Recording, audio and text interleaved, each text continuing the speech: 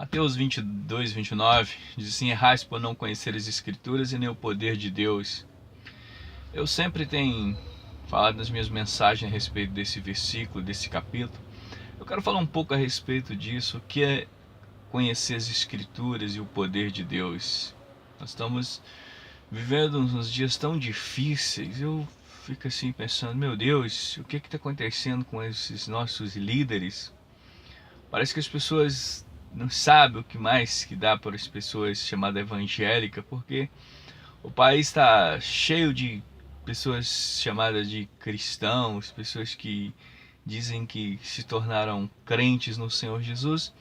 Aí eu fico pensando assim, mas por que tanto problema, tanto consumo de bebida alcoólica, tanto consumo de droga, e cada dia que passa mais a bandidagem crescendo? Aí eu fico assim, mas quem são essas pessoas que dizem que são frequentadoras de igrejas evangélicas? Eu não sei o que é esse evangelho que essas pessoas estão ensinando aí, porque o evangelho que eu conheço é o evangelho de renúncia, é o que a Bíblia diz, que se você está em Cristo, você é uma nova criatura, as coisas velhas passaram.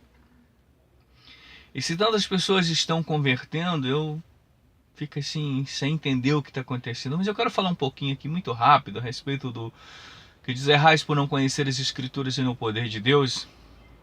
Eu quero dizer para você que é um desses que chamado de crentes que são da pós-modernidade, que isso é uma sei lá, nem vou falar o que eu deveria falar a respeito dessa pós-modernidade. É verdade que isso é coisa de Satanás. Às vezes eu vejo uns pastores já bem com a idade avançada, com essas histórias que agora mudou, que é pós-modernidade. A palavra de Deus, ela renova a cada dia, mas a palavra de Deus sempre será a mesma.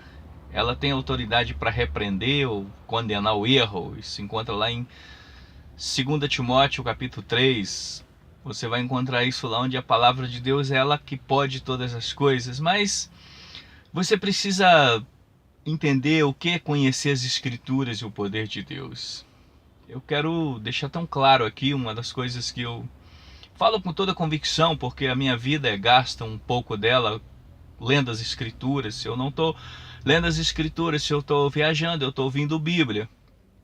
Por exemplo, um dos grandes erros que os nossos chamados mestres eles cometem, por exemplo, se você for ler as cartas do apóstolo Paulo, 1 aos Coríntios capítulo 12, você vai ver uma grande besteira que alguns líderes ensinam para os seus discípulos. Você vai ver que muitas pessoas estão buscando uma coisa que não existe. Por exemplo, os dons do Espírito, os dons espirituais. Às vezes nós vivemos num país onde 70% dos cristãos não conhece a Deus, não conhece as Escrituras. Eles estão sonhando, que dizem que tem que ser batizado no Espírito Santo. É claro que o próprio apóstolo Paulo fala no Romanos 8, 9, se você não tem o Espírito de Cristo, você tal não é dele.